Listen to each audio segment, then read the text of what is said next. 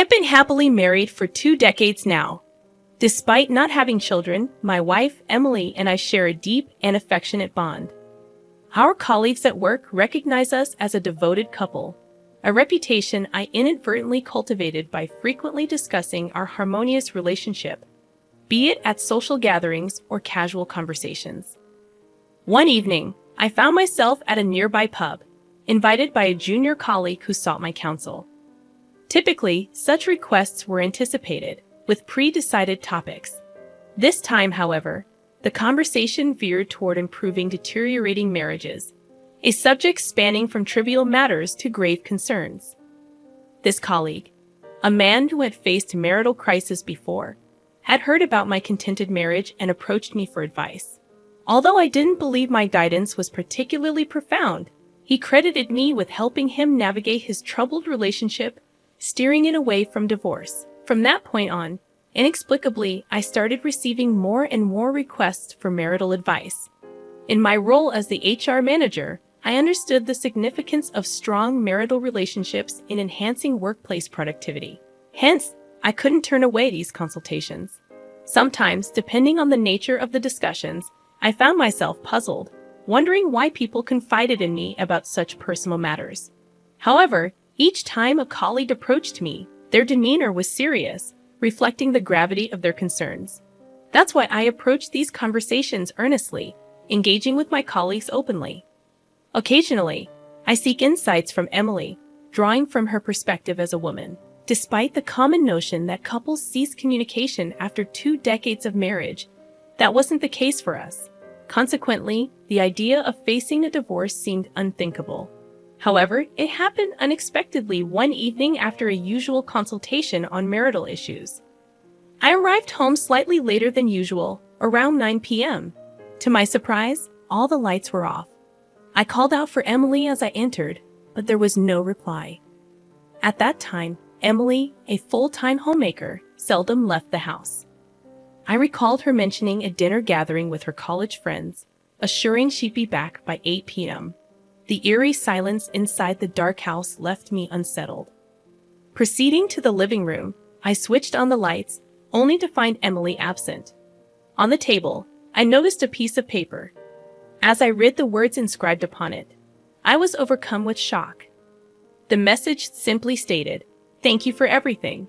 Get along well with that person." It was a clear indication of our breakup, with that person undoubtedly referring to another woman. It became evident that suspicions of my infidelity were looming, though I had no inkling as to who might be behind these accusations. An uneasy feeling settled in, prompting me to dial Emily's number repeatedly. Strangely, she didn't answer, and her voicemail remained untouched. I hesitantly reached out through WhatsApp, but my message lingered unread for what felt like an eternity. Emails met with the same silence. Desperation pushed me to dial Emily's family home, a rare move for me. My mother-in-law's surprised tone greeted me, questioning if something was amiss. "Is something wrong, Matt?" she inquired. Her concern deepened my sense of foreboding. I had assumed Emily would be at her parents' house, but her absence there left me fumbling for an excuse. "Oh no, it's just that Emily couldn't decide what to get for Mother's Day, so I thought I'd ask you secretly without her knowing," I blurted, acutely aware of the flimsiness of my excuse. "We'll still think it over together, of course." Without waiting for her response, I hastily hung up, my heart pounding with guilt. The following day came and went, devoid of any communication from Emily. Clueless about her whereabouts, I spent the day in a state of restless anxiety. On the evening of the second day since Emily's disappearance, the doorbell pierced the quietness of the house. I rushed to the doorbell monitor, hoping beyond hope that it was Emily's return. I was taken aback when I saw my mother-in-law on the monitor, her unexpected presence surprising me. "I couldn't help but worry about the way you sounded on the phone," she said, her concern evident in her voice. Realizing there was no point in trying to deceive her, I showed her the message Emily had left behind. The moment she read it, her expression turned stern, and suspicion clouded her eyes. Despite my calm explanation that I had no knowledge of the message's meaning, she remained unconvinced.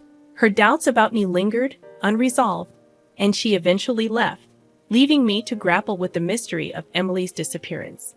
In the wake of Emily's vanishing act, I found myself repeatedly pondering the message's cryptic meaning, but I remained clueless.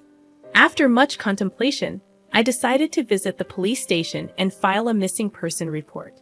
However, the police officer I spoke to dismissed my concerns. Persisting, I pressed on, but the officer seemed irritated and asked, "Have there been any strange changes in your wife's behavior recently? Any signs of another man?" His unexpected question caught me off guard. In a fit of anger, I retorted, "There's no way something like that would happen with Emily." However, the officer, likely accustomed to such defensive responses from concerned spouses, remained unfazed, his expression unchanged. He calmly continued, "Sir, please." I agreed to file the missing person report, though I couldn't shake the feeling that the officer's response was mechanical, lacking genuine interest in finding Emily. Leaving the police station, the word cheating lingered in my mind, an unsettling echo of the officer's inquiry. Back home, I continued to dwell on Emily's recent behavior, searching for any suspicious signs. Despite my efforts, I couldn't pinpoint anything alarming. In the days following Emily's disappearance, I slept in the living room, ready to respond to any communication. One night, the doorbell's chime jolted me awake. I hurried to the monitor and was surprised to see my mother-in-law's stern face. Hastily, I opened the front door, bracing myself for her reprimand. Unexpectedly, she uttered astonishing words. "Emily is at my house right now." I stood there, frozen, absorbing her words. After a deep breath, I snapped back to reality, swiftly preparing to leave. Just before I stepped out, my mother-in-law said, "I suspected you. I'm sorry." She had come in person to apologize, explaining her stern demeanor earlier. Rushing to Emily's parents' house, my mind raced, contemplating the situation. I reasoned that the last time my mother-in-law visited, Emily had probably been at her parents' place. However, Emily must have abruptly returned home, explaining the situation to her mother. In my mind, I envisioned my mother-in-law coming to my house, intending to confront me directly, perhaps even interrogating me rigorously. Yet, witnessing my flustered state, she might have doubted the accuracy of Emily's words and left without saying anything. She had no way to verify the truth, so she returned home empty-handed. Today, she'd likely heard something from Emily and came to apologize. With these thoughts driving me, I hurried to Emily's parents' house. The journey was a mere 20-minute walk, but I wanted to confirm Emily's safety urgently, so I ran. Upon reaching my childhood home, Emily, as soon as she saw my face, began apologizing profusely, her tears flowing freely. I found myself at a loss for words, caught in a somewhat comical state of disorientation. Finally, when Emily regained her composure, she began speaking quietly, explaining her side of the story. As I listened, all the tension left my body. The reason she had left home was a complete misunderstanding on her part. On that day, Emily had glimpsed me while she was on her way home after finishing dinner with her friends. I was merely walking, carrying a small child. Beside me stood a woman in her early 30s, the two of us appearing like a genuine parent-child duo.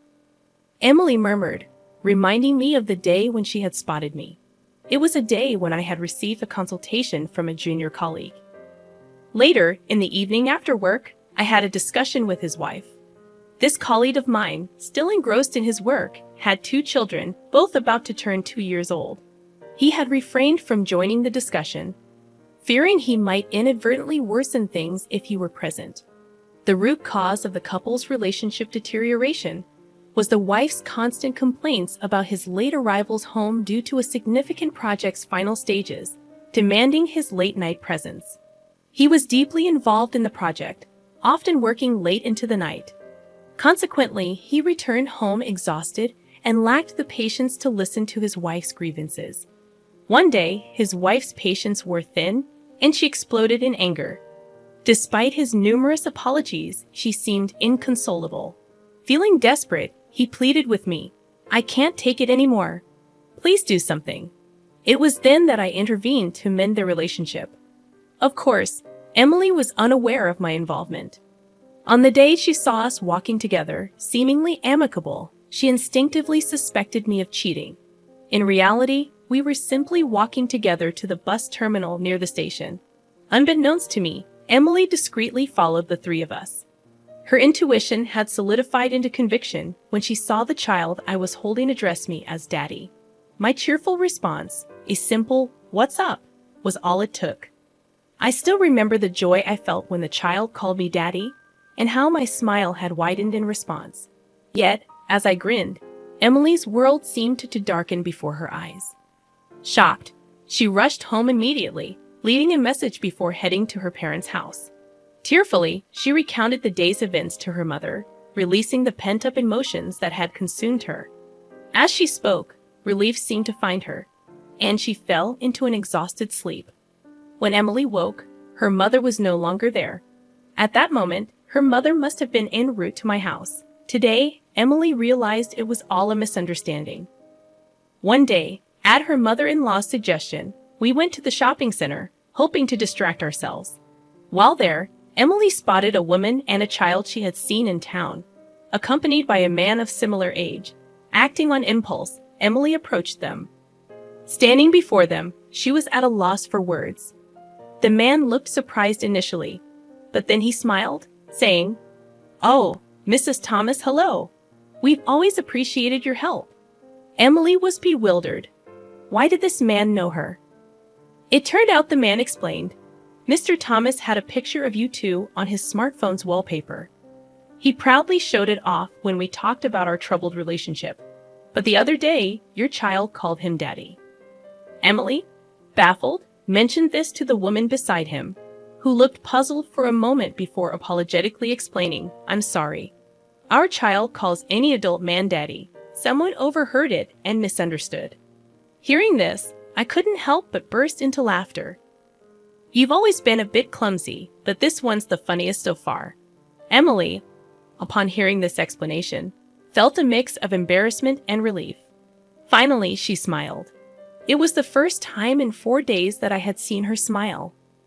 Unable to contain my emotions, I said, "Please continue showing me that smile from now on." In response, Emily nodded quietly.